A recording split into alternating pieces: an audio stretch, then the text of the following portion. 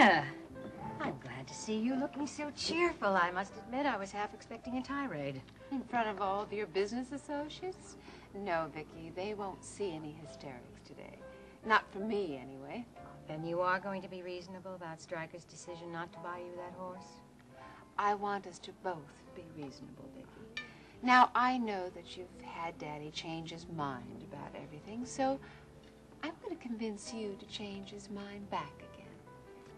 You know you'll never do that. I think I will.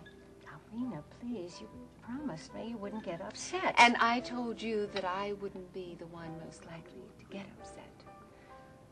Waiter, would you bring my mother a drink, please? Vodka martini. That's right, isn't it? Reena, why don't you let me decide if I want a drink or not? Well, I was just trying to be helpful, honey. I thought you might be needing one. What's that supposed to mean? I thought it might help cushion the blow a little, that's all. Reena, what are you up to? What blow?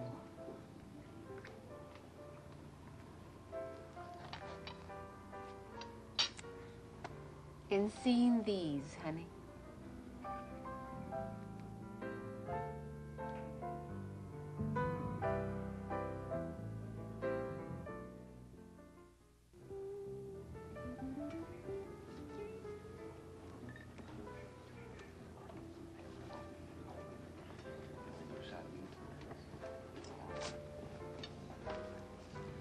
Here you go, ma'am. 1 vodka martini. Thank you.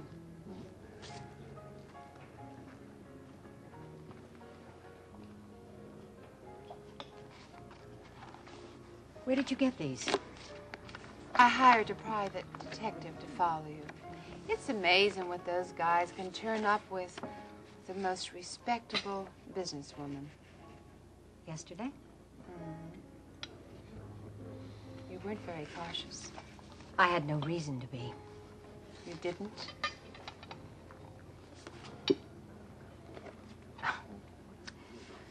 Reena, everyone knows that Alex and I have been friends for years. And you know very well that I went to see him yesterday because Iris asked me to. Well, I sure know now that she made a mistake in asking you. I'll just bet you were thinking about Iris and this.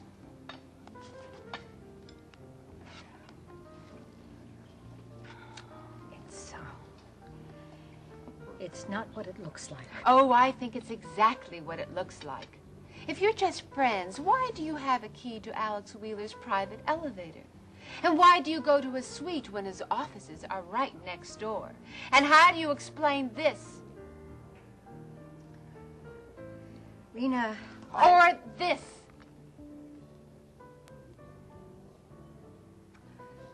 He's thrown you over, hasn't he, Mother dearest?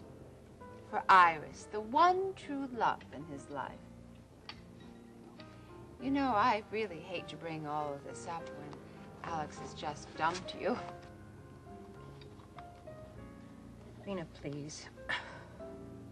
You're not going to deny that you were lovers, are you? I didn't think so. No. Not when Stryker and I were together.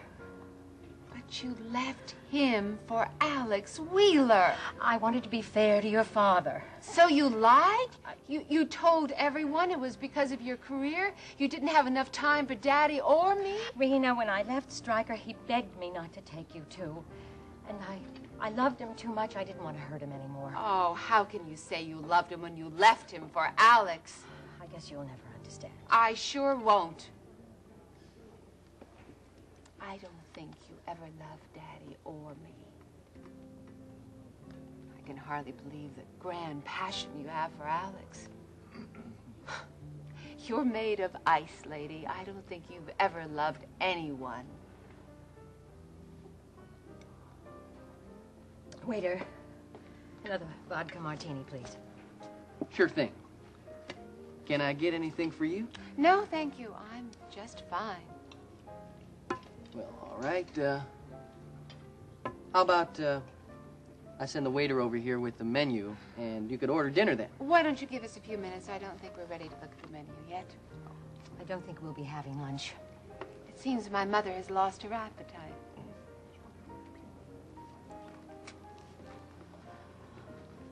All right, Reena, you've had your little victory. You've managed to publicly humiliate me. And here, even I thought you wouldn't create a scene in such a public place. Ooh. And if you're satisfied... No, I'm not. Sit down. You haven't heard the terms on what it will take to keep me silent. Now, you are going to go to Stryker's office and tell him that you've changed your mind about me staying in Houston. I haven't changed my mind. Oh, yes, you will. And, in fact, you're going to tell him that it's good for his health to have someone around who really loves him, since I have proof that you don't. Reena, I honestly am not competing with you for Stryker's love, and I want you to go back to Bay City for your own I'll good. decide what's for my own good, and it's not being alone in a little apartment in another town. I'm staying in Houston. Now, you just tell Stryker exactly what I said, or I'm going to show him these, Mother. All right. I'll go to your father's office right now. I thought you would see it my way. No. I'm going to tell him everything. You wouldn't. I would. You may think you always get your way, but you can't blackmail me.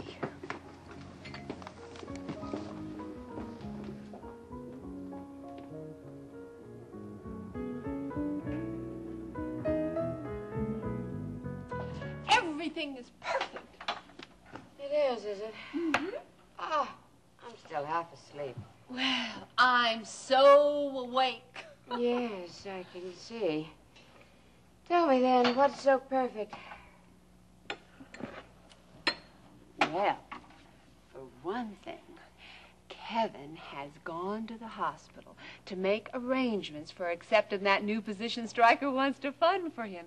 And, yes, Daddy's on his way over.